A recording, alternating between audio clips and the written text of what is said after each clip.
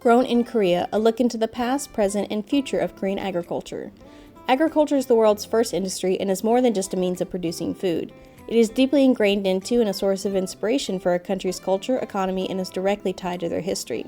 Therefore, for South Korea, agriculture is responsible for shaping national dishes, folk songs, folklores, proverbs, and idioms, and even holidays and traditions like Chuseok. As South Korea has rapidly modernized, its agricultural industry has evolved alongside with it, which creates new economic and societal advancements for the country. With the spread of Hallyu, it becomes imperative to see what products are synonymous with the Korean culture and how the country is not only able to produce enough for their own people, but also enough to share their culture with the world. It's often hypothesized that a country's cultural value system is directly tied to or inspired from their primary predominant agricultural practice. For example, in Michelle Gelfand's theory of cultural looseness or cultural tightness, we see a lot of the East Asian countries, which were predominantly a rice-producing country, kind of grouped together. And this is hypothesized anthropologically speaking that because rice cultivation requires a community investment in a very precious resource such as water, they take on a more collectivist mentality and cultural value system. And speaking of rice, there was a Korean professor in the Korean National University. In one of their archaeological digs in Korea, they found a burnt grain of rice which can be dated back to around 15,000 years old, which is the earliest known cultivation of this plant, which is very cool for South Korea. Historically speaking, Korean society really valued farming and agricultural practices. While rice was a staple crop, it wasn't widely cultivated in the region until the Three Kingdoms period because of the cold climate. Before rice, harder millet and sorghum were the staple crops of South Korean agriculture. However, they did quickly master rice paddies and constructed enormous terraces on the slopes of the mountains. However, the millet and sorghum are still grown in areas that are not suitable for rice. Hemp was another major crop that was used for clothing and industrial uses, even in Korean paper. Over time, Korean farms saw the introduction of potatoes, soybeans, cotton, ginseng, barley, corn, and even wheat. However, rice is still considered the most important crop for South Korea, and a study conducted in 2011 found that 28% of the average Korean's daily calories comes from rice. Fun fact, South Korea is home to the world's first active greenhouse, which means they used an artificial heat source to heat their greenhouses. Horticulturalists thought it was Germany in the 1600s, but actually South Korea invented it almost 2,000 years prior. We discussed the Samoa movement in class, but some specific benefits that arose from this movement for farmers specifically was the spread of vinyl that they could use on their fields to hold in moisture and control pests. They used some of those vinyls to build greenhouses to grow high profit vegetables during the colder weeks. They also had fertilizer that was distributed at a subsidized rate through the National Agricultural Cooperative System that replaced manure, so they were able to grow 2 crops a year without depleting the nutrients in the soil. They were also able to get access to small gasoline engines known as quote-unquote mechanical oxes that were able to systematically mechanize the process that led to the spread of more sophisticated machines to harvest and thresh the grain crops that they produced.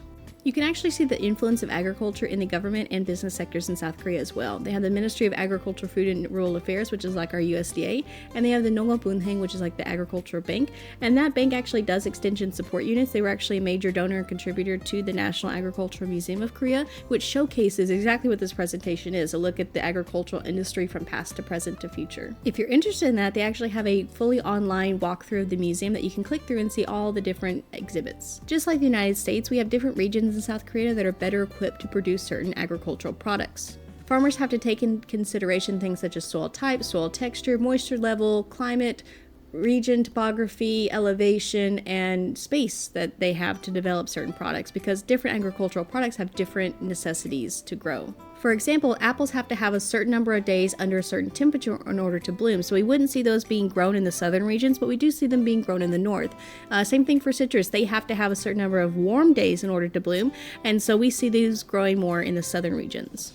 Speaking of regional specialties, there are some products that are just unique to South Korea. For example, ginseng is native to South Korea, and although it's somewhat rare, it can still be found growing in the mountainous areas of the country. Actually, ginseng is classified as a monopoly item, so all of the cultivation, collection, manufacturing, sales, and exports are managed by the Office of Monopoly of the Korean government. In the first half of 2024 alone, they actually had a total export of $152.8 million USD in ginseng exports alone. Napa cabbage, one of the main ingredients for kimchi, is another product unique to South Korea. In fact, when there was a drought a couple years ago, there was a kimchi shortage crisis that happened in the agricultural sector. In Jeju Island alone, there are some unique breeds or products that can only be found in that region. For example, we have the iconic Jeju tangerines. There's actually 5 different cultivations of this species of tangerine. For livestock, we have the Jeju Black Cattle breed and the Jeju Black Pig breed. This means that these breeds are unique to Jeju Island.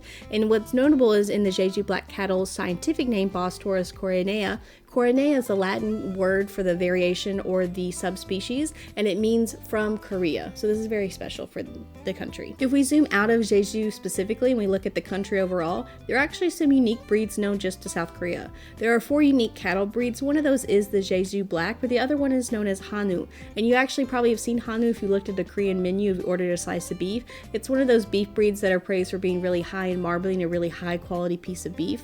And it's actually important to note that the Japanese Wagyu beef is actually a descendant from this beef breed from South Korea. There's also the Korean native black goat breed, and you can actually see that scientific Latin name for the variation or the subspecies is also that Coronea, which means from Korea. And there are 12 chicken breeds unique to South Korea, collectively known as Korean native chickens. It's also interesting to look at the imports and exports or the agricultural trades with South Korean country. Looking at US specifically, we can actually see in 2008 was when that mad cow disease scare happened. While we're on the topic, it is important to note that according to the CDC website, there has only been a total of 6 mad cow disease cases in the United States since 2003. And while it's an important issue, it wasn't as widespread as originally feared. But you can still see in that 2008, which is 2 years before that red circled year, we actually see there was a significant drop in US ag exports to South Korea, so there was an influence on the market at that time. And looking at the red circled year, that 2012, that was the initial start of the Hallyu phase.